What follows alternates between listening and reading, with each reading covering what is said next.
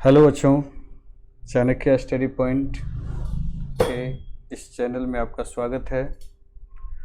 आप सभी बहुत मेहनत कर रहे हैं। सबसे पहले आप लोगों को बधाई कि आप ओलंपियाड को बड़ा गंभीरता से लिए हैं, और इसी प्रकार अगर आप गंभीर रूप से पढ़ाई करते रहें तो निश्चित रूप से न सिर्फ ये ओलंपियाड बल्कि जीवन के हर एक प्रतियोगिता में आप सफल होंगे।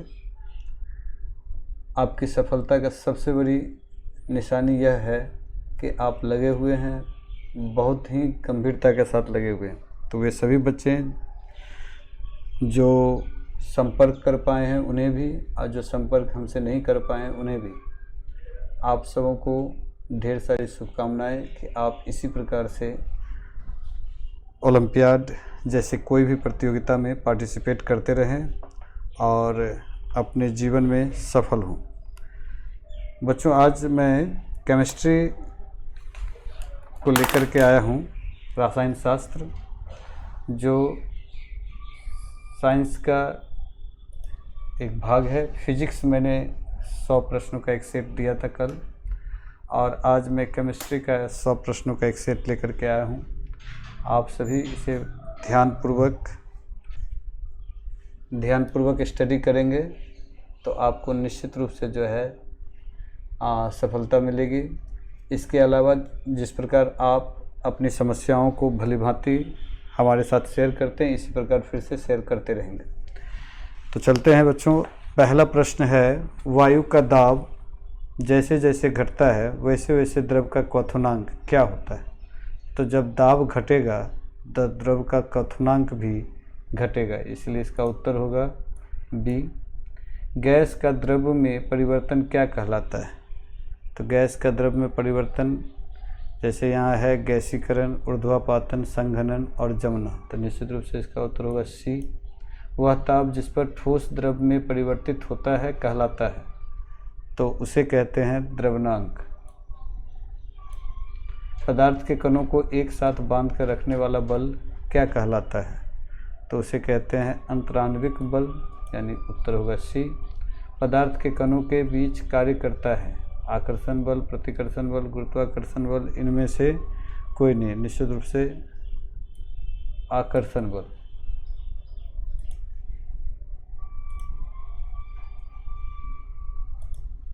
प्रश्न संख्या 6, वायु है क्या? ठोस, द्रव, गैस और प्लाज्मा।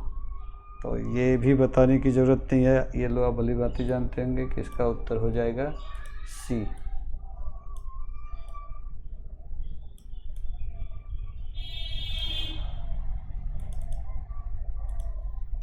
धातु का सिक्का है तो द्रव, ठोस, गैस या फिर बीईसी।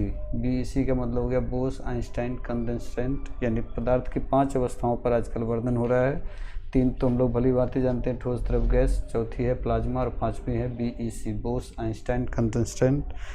तो इसमें होगा कि धातु का सिक्का ऑब्वियसली क्या है? ठोस है। दूध क्या है? द्रव है। किसी ठोस की इकाई द्रव्यमान को द्रव अवस्था में बदलने में बिना ताप बदले जितनी ऊष्मा लगती है वह उस ठोस का क्या कहलाता है?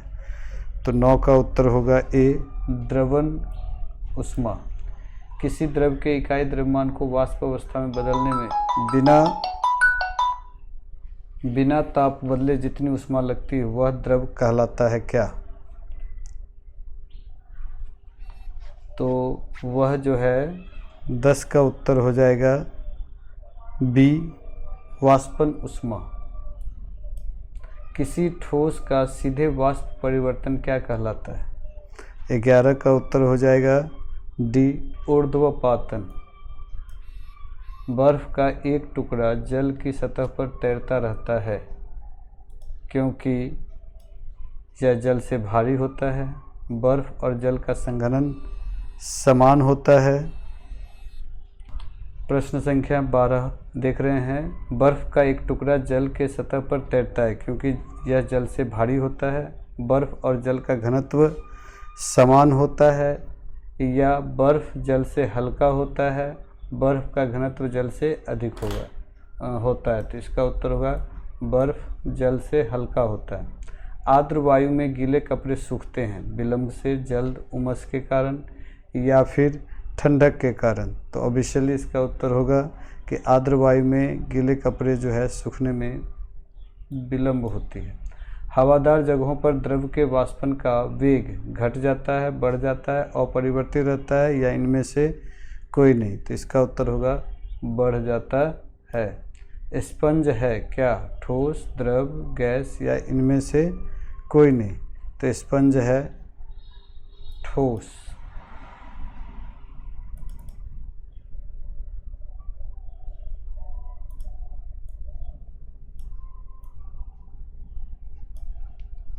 प्रश्न संख्या 16 की बात करें, गैस के कणों के बीच आकर्षण बल होता है अधिक, कम, अत्यधिक या फिर? तो गैस में सबसे कम होगा यानी कम। गैसों के संपीड्यता होती है अधिक, कम, अधिक और कम के बीच इनमें से कोई नहीं। तो इसकी संपीड्यता क्या होती है? अधिक। 20 डिग्री सेल्सियस ताप का मान केल्विन स्केल में होती है। तो इसको अगर हम लोग केल्विन में बदलेंगे तो इसका उत्तर हो जाएगा 293 केल्विन। सौर मंडल में प्लाज्मा अवस्था की उत्पत्ति का कारण क्या है? तो निम्न ताप, उच्च ताप, उच्च दाब, उच्च ताप, इनमें से कोई नहीं। तो निश्चित रूप से इसका उत्तर होगा उच्च ताप। वह तापक्रम जिस पर द्रव उबलने लगता है क्या कहलाता है? तो द्रवनांक, क्वथनांक, क्रांतिक तापमान या ज्वलन बिंदु। तो इसका उत्तर होगा बी, क्वथनांक।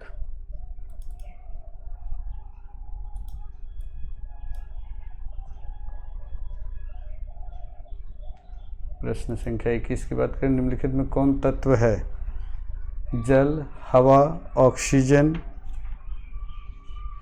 या अल्कोहल? तो इसका उत्तर हो जाएगा तत्व यहाँ पर ऑक्सीजन है, क्योंकि जल H2O यौगिक हो जाता है, अल्कोहल OH ये भी यौगिक है, और हवा तो मिश्रण है। निम्नलिखित मिश्रणों में कौन बिस्मांग मिश्रण है? हवा, समुद्र जल, सोडा वाटर या मिट्टी? तो ऑब्वियसली इसमें मिश्रण हो जाएगा मिट्टी। निम्नलिखित में कौन टिंडल प्रभाव का प्रदर्शन करेगा? नमक का घोल, दूध, कॉपर सल्फेट का घोल या फिर स्टार्च का घोल? तो इसका उत्तर हो जाएगा स्टार्च का घोल। कौन सा गैस ठंडा करने पर सीधे ठोस बनता है? तो इसमें हो जाएगा कार्बन डाइऑक्साइड, इसीलिए इसको शुष्क बर्फ भी कहा जाता है।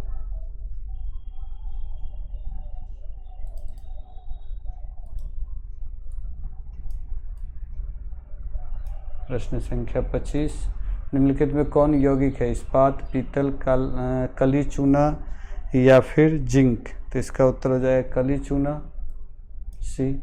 निम्नलिखित में कौन मिश्रण है? कंकरीला चावल, कॉपर, मैग्नीशियम क्लोराइड या फिर सोडियम? तो इसका हो जाएगा कंकरीला चावल। दो मिश्रणीय द्रवों को पृथक किया जाता है श्रवण द्वारा, रवाकरण द्वारा, क्रोमेटोग्राफी द्वारा या इनमें से कोई नहीं। तो इसका उत्तर हो जाएगा रवाकरण यानी बी। कॉपर सल्फेट के जलीय घोल से कॉपर सल्फेट को पृथक करने की विधि को क्या कहते हैं? तो इसका उत्तर हो जाएगा श्रवण नहीं, प्रभाजी आसमन भी नहीं होगा, क्रोमेटोग्राफी भी नहीं होगा, मतलब हो गया कि इनमें से कोई नहीं।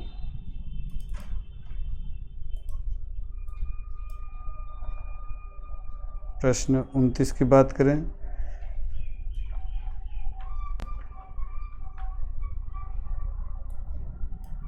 निम्नलिखित में कौन कोलाइड है? चीनी का शरबत, पीतल, धुआं या गोंद? तो इसका उत्तर हो जाएगा टी, गोंद। निम्नलिखित में कौन तत्व है? हवा, ऑक्सीजन, पानी या फिर लवण? तो इसका उत्तर हो जाएगा ऑक्सीजन यानी बी। निम्नलिखित में कौन यौगिक है? वायु, ऑक्सीजन, तांबा, नमक? तो इसका उत्तर हो जाएगा नमक NaCl। निम्नलिखित में कौन मिश्रण है? चांदी, हाइड्रोजन, जल या फिर वायु? तो इसका उत्तर हो जाएगा डी, वायु। प्रश्न संख्या 33, सोरे के जल में विलयता 20 डिग्री सेल्सियस पर 31.5 है। तो इस ताप पर 10 ग्राम जल में कितना सोरा घुलाया जाए कि विलयन संतृप्त बन जाए? तो इसमें जो है 3.15 ग्राम।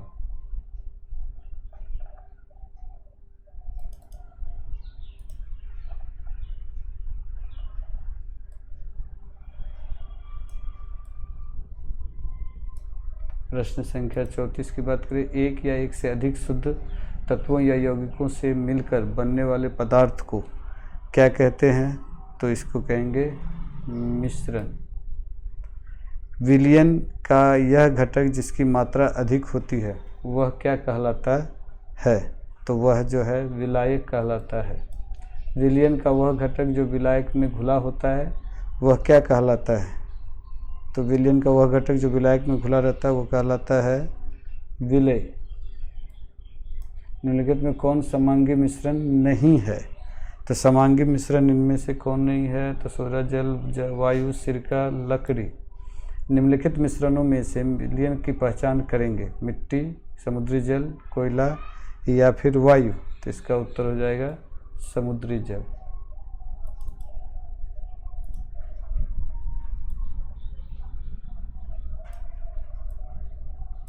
प्रश्न संख्या 39 की बात करें, विलयन है इनमें से कौन? समांगी मिश्रण, विषमांगी मिश्रण, यौगिक, इनमें से कोई नहीं। तो विलयन हो गया समांगी मिश्रण। एक विषमांगी मिश्रण जिसमें विलयन कण घुलते नहीं बल्कि माध्यम की समष्टि में निलंबित रहते हैं वह क्या कहलाते हैं? तो वह निलंबन कहलाते हैं। जब एक घने जंगल के आच्छादन से सूर्य की किरणें गुजरती है तो वह क्या अवलोकन करते हैं? क्रॉम्पटन प्रभाव, टिंडल प्रभाव, फोटो इलेक्ट्रिक प्रभाव या इनमें से कोई नहीं। तो वो हो जाएगा टिंडल प्रभाव। परिक्षिप्त प्रावस्था एवं परिक्षेपण माध्यम से मिलकर बने विलयन को क्या कहा जाता है? तो इसको कहा जाता है कोलाइडल विलयन।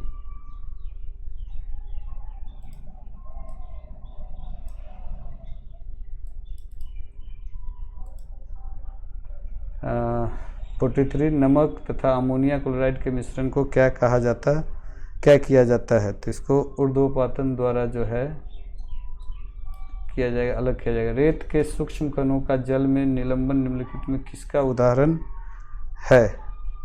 तो ये हो जाएगा निलंबन का उदाहरण।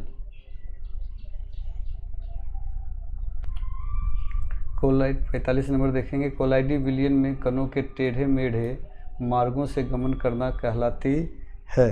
तो इसका ऑप्शन है टिंडल प्रभाव, ब्राउनी गति, पेल्टियर प्रभाव, इनमें से कोई नहीं। तो इसका हो जाएगा ब्राउनी गति।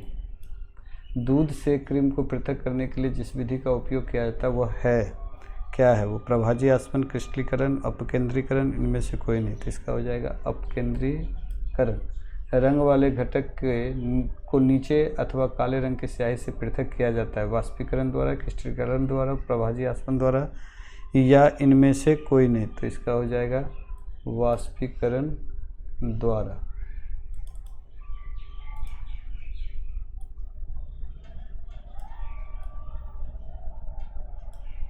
अड़तालीस को देखेंगे, दो अघुलनशील द्रवों के मिश्रण को पृथक किया जाता है? पृथ्वीकारी कीप द्वारा, प्रभाजी आसवन द्वारा, इसे यहाँ आसवन होना चाहिए, द्वारा, सरल आसवन द्वारा, इनमें से कोई नहीं।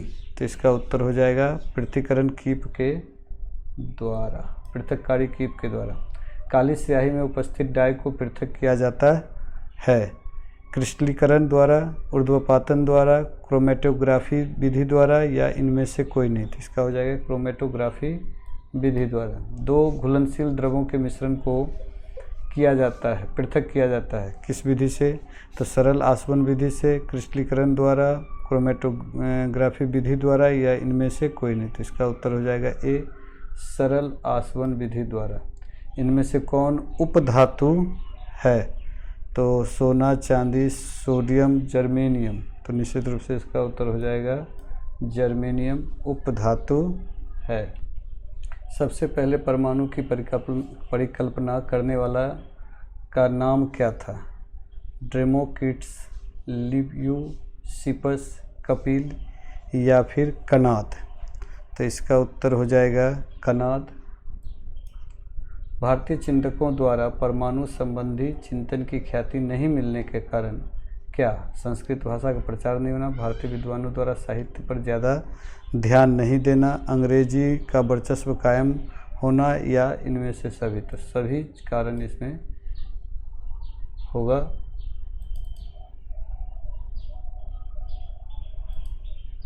प्रश्न संख्या 54। प्रश्न है, स्थिर अनुपात नियम का प्रतिपादन किसने किया या प्रतिपादक इनमें से कौन है? तो इसका आंसर हो जाएगा डाल्टन। परमाणुवाद नहीं, तो परमाणुवाद वाला हो जाएगा, सॉरी, इसका हो जाएगा प्राउस्ट, और परमाणुवाद सिद्धांत का प्रतिपादक हो जाएगा डाल्टन। एल्युमिनियम के संयोजकता 3 तथा ऑक्सीजन की संयोजकता 2 है, तो एल्युमिनियम ऑक्साइड का सूत्र होगा, तो ये क्रॉस हो जाता है, तो इसका हो जाएगा Al2, संयोजकता ऑक्सीजन वाला इसके साथ और एल्युमिनियम वाला इसके साथ जो है गुना हो जाएगा, तो Al2O3, यानी उत्तर हो गया बी। सोडियम सल्फेट का अणुसूत्र क्या होगा? तो सोडियम सल्फेट का अणुसूत्र होगा Na2SO4।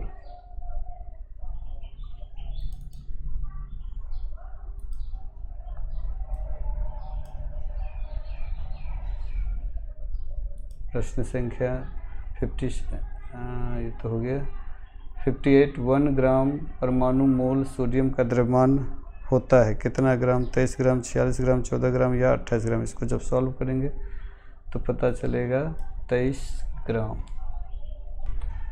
त्रिपरमाण्विक अणु है O2, H2O, P4 या S8? तो ऑब्वियसली 2, 1, 3, तो ये हो गया H2। एवोगैड्रो स्थिरांक का मान होता है इनमें से क्या?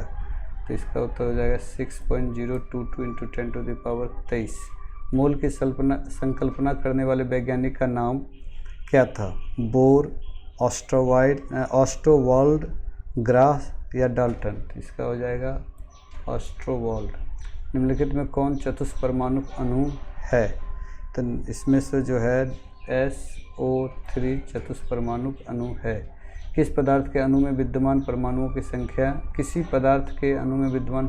संख्या क्या कहलाती है? तो 63 का हो जाएगा परमाणुकता, अनुकता, संयोजकता, सक्रियता, निश्चित रूप से परमाणुकता। बी, अमोनिया यानी NH3 में नाइट्रोजन की संयोजकता कितनी है?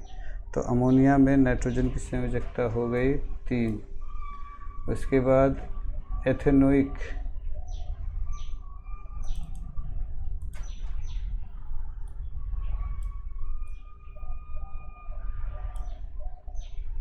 एथेनोइक अम्ल का अणुसूत्र C2H4O2 है, इसका सरल सूत्र क्या हो जाएगा?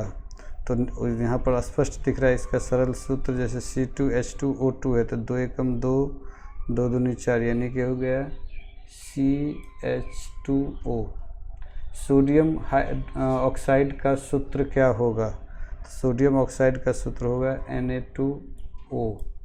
KNO3 का का नाम क्या है इनमें से? वैज्ञानिक नाम, रासायनिक नाम क्या है? तो इसका हो जाएगा पोटेशियम नाइट्रेट। सोडियम सल्फाइड का सूत्र क्या है? तो सोडियम सल्फाइड का सूत्र हो जाएगा CNa2S। निम्नलिखित में कौन आयन है? तो इसमें उत्तर हो जाएगा P यानी A। उसके बाद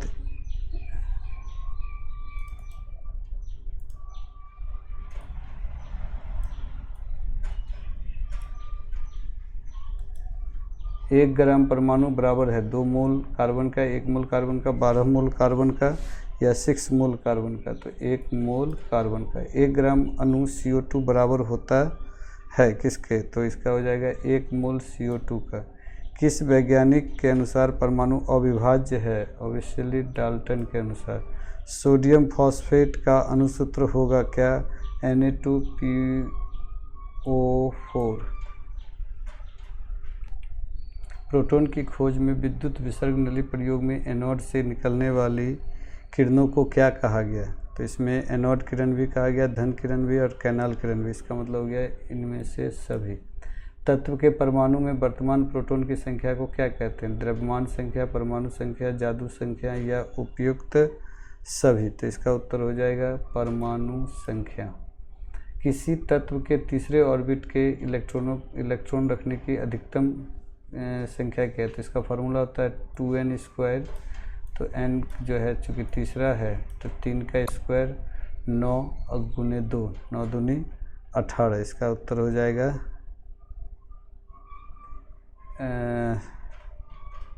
सी यानी कि 18। एल्यूमिनियम की परमाणु संख्या निश्चित रूप से 13। किसी तत्व के समस्थानिकों का होता है समान भौतिक गुण, भिन्न रासायनिक गुण, भिन्न न्यूट्रॉन की संख्या, भिन्न परमाणु संख्या। तो इसका उत्तर हो जाएगा कि किसी समस्थानिकों का, समस्थानिक है ना, संभारिक समस्थानिक, तो इसका हो जाएगा भिन्न न्यूट्रॉन की संख्या। किसी तत्व के परमाणु में वर्तमान प्रोटॉन एवं न्यूट्रॉन की संख्याओं को योग को क्या कहते हैं? तो इसका उत्तर हो जाएगा ए, द्रव्यमान संख्या। mg का इलेक्ट्रॉनिक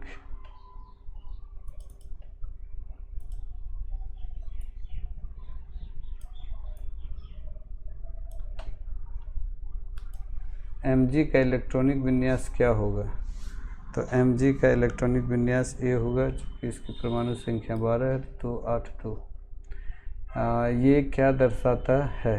ये निश्चित रूप से जब परमाणु संख्या समान, द्रव्यमान संख्या भिन्न भिन्न हो तो ये समस्थानिक को दर्शाएगा। और नीचे में द्रव्यमान संख्या, ऊपर वाला द्रव्यमान संख्या कहते हैं, तो द्रव्यमान संख्या समान लेकिन परमाणु संख्या भिन्न, तो इसका मतलब समस्थानिक का उल्टा संभारिक, यानी उत्तर हो जाएगा बी। प्रोटॉन का आवेश क्या होता है? तो प्रोटॉन का आवेश हमेशा प्लस में होता है, लेकिन यहाँ प्लस में 1 आएगा। इलेक्ट्रॉन का आवेश क्या होता है? निश्चित रूप से माइनस में होता है, इसलिए इसका क्या होगा? इकाई 1 ऋणावेश। फादर ऑफ एटम की उपाधि किसे मिली थी? तो फादर ऑफ एटम का उपाधि डाल्टन को ही मिला था।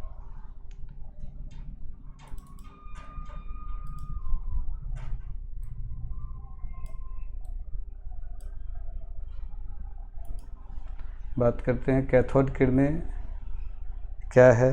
तो कैथोड धनावेशित, ऋणावेशित, आवेशहीन, इनमें से कोई नहीं। तो इसका हो जाएगा कैथोड ऋण आवेशित, एनोड धनावेशित ना। जब इलेक्ट्रॉन का प्रहार एंटी कैथोड पर होता है तो वह क्या है? अल्फा किरणें निकलता है, गामा बीटा किरणें निकलता है, गामा किरणें निकलता है, क्या? तो एक्स किरणें निकलता है। एक्स किरणों की तरंग की लंबाई होती है 10⁴ सेंटीमीटर, 10⁻⁻8 सेंटीमीटर। तो इसका उत्तर हो जाएगा यही 10⁻⁸ सेंटीमीटर। निम्नलिखित में किसमें न्यूट्रॉन नहीं होता है? हीलियम, टाइटेनियम, हाइड्रोजन या ड्यूटेरियम। तो ऑब्वियसली इसका उत्तर हो जाएगा सी, क्योंकि इसकी परमाणु संख्या 1 मात्र होती है इसीलिए। अल्फा कण किसके समान होता है? तो अल्फा कण हीलियम नाभिक के समान होता है। बाह्यतम कक्षा इलेक्ट्रॉनों की संख्या समान संख्या वाला युग्म कौन है इसमें से? 91 का। तो इसका उत्तर हो जाएगा क्लोरीन और ब्रोमीन। Na23 में न्यूट्रॉन की संख्या कितनी होगी? तो इसमें जो है न्यूट्रॉन की संख्या 12 होगी। न्यूट्रॉन की संख्या 12 होगी।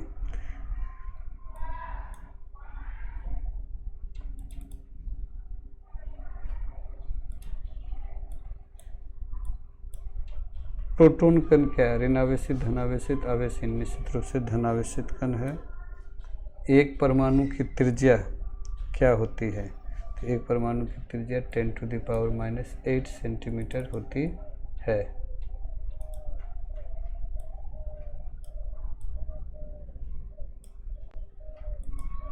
द्रव्यमान संख्या बराबर होता है n का, p का, n+p का, इनमें से कोई नहीं। तो इसका उत्तर होगा न्यूट्रॉन प्लस प्रोटॉन का। परमाणु के नाभिक में क्या रहता है? इलेक्ट्रॉन, इलेक्ट्रॉन तथा प्रोटॉन, सिर्फ न्यूट्रॉन, न्यूट्रॉन तथा प्रोटॉन।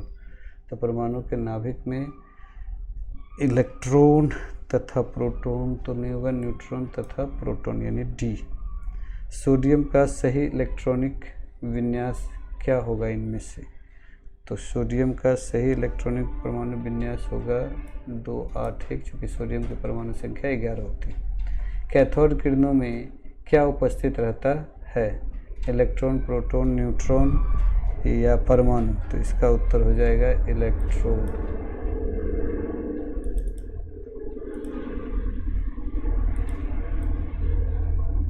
आखिरी 2 सवाल। किस कक्षा या सेल में इलेक्ट्रॉन की सबसे कम संख्या होती है?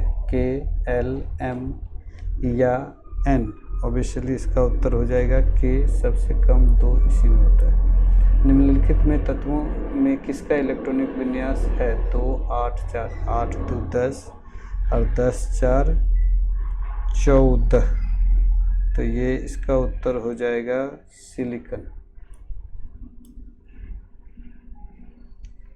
तो इस प्रकार हम लोगों ने आज केमिस्ट्री का 100 प्रश्न को सॉल्व किया। आप सभी बच्चों से, मेधावी बच्चों से, मेहनती बच्चों से अनुरोध है कि इसे ध्यानपूर्वक एक एक प्रश्न को बारीकी से देखेंगे, उसका उत्तर को याद करने का प्रयास करेंगे, समझेंगे, और अगर कहीं डाउट होगा तो फिर टेलीग्राम या फिर कमेंट के ज़रिए मुझसे अवगत करेंगे। मोबाइल नंबर भी उसमें है, उस पर भी कांटेक्ट कर सकते हैं। तो आप बेहतर करने का हमेशा प्रयास करते रहेंगे।